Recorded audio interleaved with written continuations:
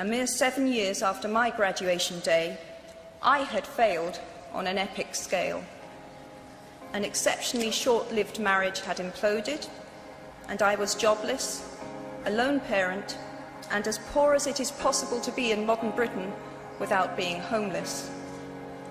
The fears that my parents had had for me and that I had had for myself had both come to pass, and by every usual standard, I was the biggest failure I knew.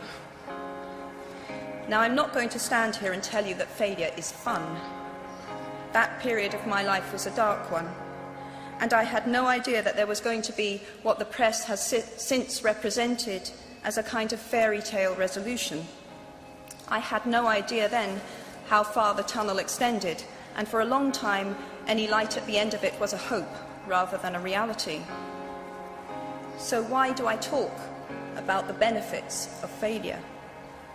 Simply because failure meant a stripping away of the inessential.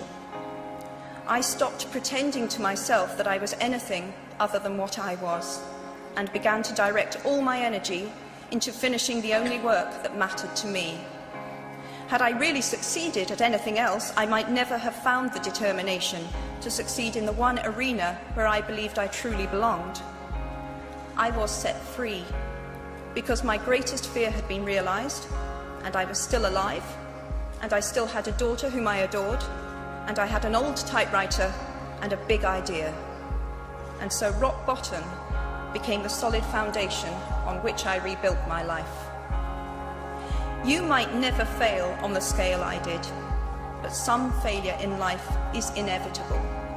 It is impossible to live without failing at something, unless you live so cautiously that you might as well not have lived at all, in which case you fail by default. Failure gave me an inner security that I had never attained by passing examinations.